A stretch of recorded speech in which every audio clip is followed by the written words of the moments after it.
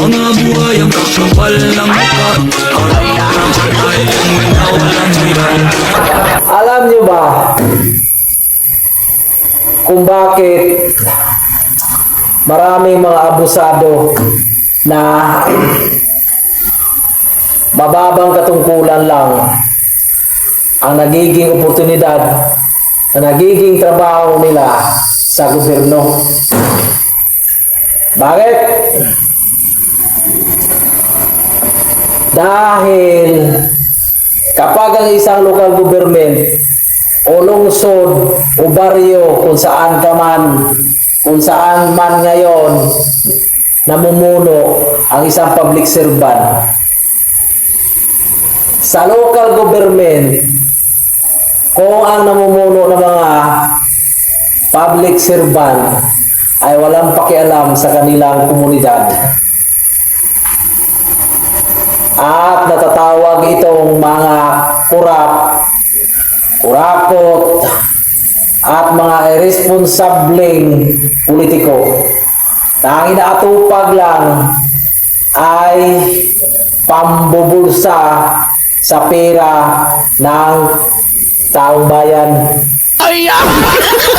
Kaya lahat ng kanyang mga tauhan sa buong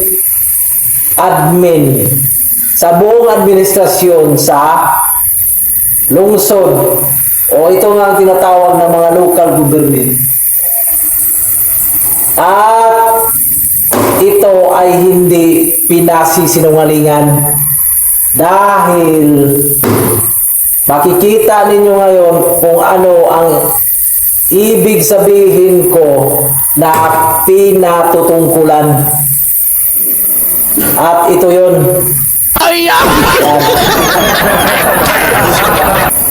Yan, nakikita ninyong nakadapa na mga buaya sa kalsada. Yan ang isang halimbawa na ang local government kapag wala sa ayos, umaabuso talaga ang posisyon, sa pinakababang posisyon. Yan ang gagawin, mangingikil. Pero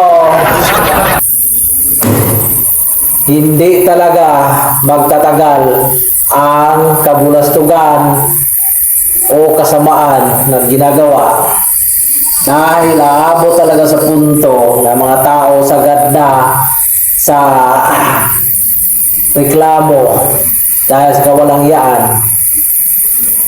Tatablan talaga at gagawin talaga at mangingibabaw talaga ang batas. At yan,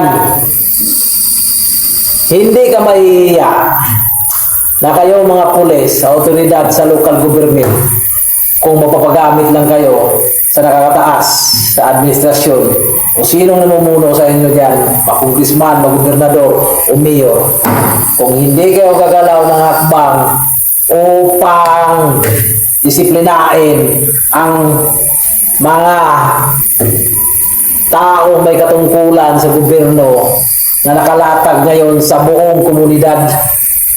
At yan ay ang mga ginagawa ng mga LTO na yan, kundi mambiktima at gagamitin ang batas para gawing pangpangtutong, gagawing mga alibay upang mamirata, manghulidap, at lahat ng mga kabulastugang mga ginagawa para lang magkapera. Dahil nga iniisip nila malapit sila sa mataas. Kaya yan ang ibig sabihin na sinasabi ko na bakit mayroong mga abusado sa gobyerno. Pasok mga kabangag.